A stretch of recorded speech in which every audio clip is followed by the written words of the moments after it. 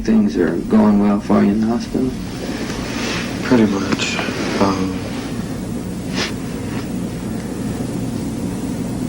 Nothing outstanding. How about telling me a little bit about the current problem that you have? At home? Or what brings you to the hospital now? Oh, well, first our family life sort of depressed me. And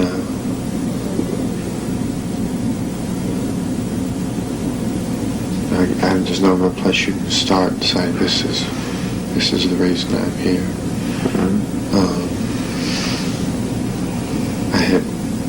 I had and still have fantasies that I'm aware of now and I can cope with a lot better than I could. And well, these are, when I first came in, were extremely vivid fantasies, and they seem real to me now. They're not so real anymore. Can you tell me about the fantasies?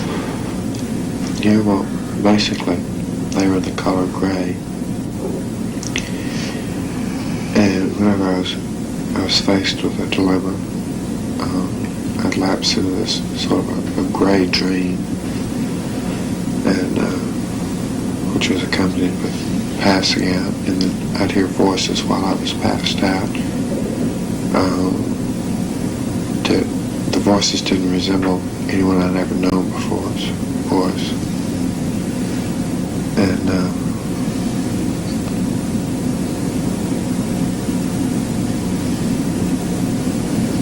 they would speak to me and tell me different things. Like, they tell me to keep believing in them.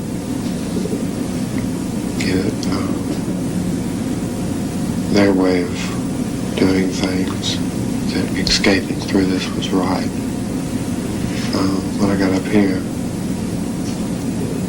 it seemed sort of ridiculous to keep referring to them, keep going back to them. They got violent for about a week. And I would be able to control what I was doing for 5 or 10 minutes at a time.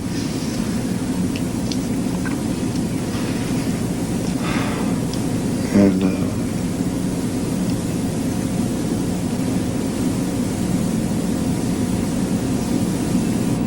then I came out of this, and I was completely away from my had any gray images for a good 2 or 3 weeks now. Still, basically, my problem is sexual-wise. It's given me a lot of problems, and it's frustrated me a great deal.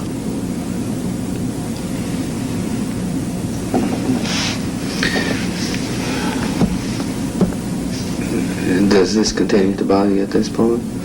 It still does. Can you tell me a little bit about it? Well,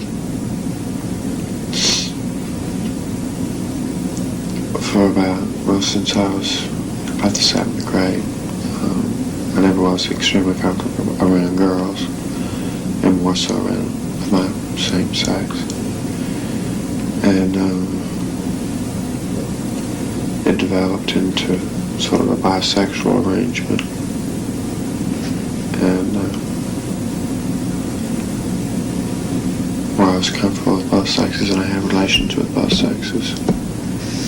And this still irritated and bothered me a great deal. There was a great amount of guilt involved. And then one time, one of the boys I had relations with decided that he hadn't done so much on his part to provoke the incident. And he went around and told a couple of people about it. And I was branded pretty much as homosexual. And then, well, it seemed like half the school knew about it because I was constantly poked at and irritated. And then I thought the only way out was possibly to leave, just get up as much money as I could and go somewhere. And if this time I didn't think my parents knew about it, I went down to the bus station just before my bus left for New Orleans. My mother came driving up, and one of my friends had called her and told her what was going on. And then this seemed even worse than before. My parents should know about it, that they should be faced with the same thing. And then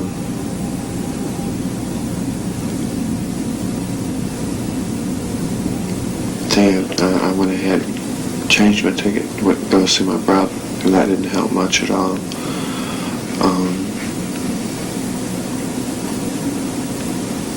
Then I came back home finally and missed a great deal of school. But then that's when I first started coming up here as an outpatient, seeing Dr. Chanel. And the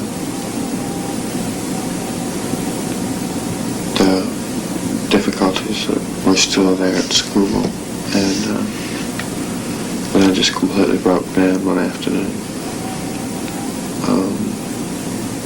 I just didn't have any control of myself or what I was thinking.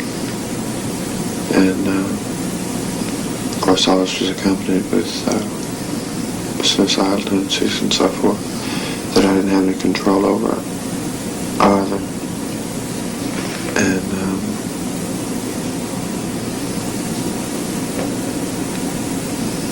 then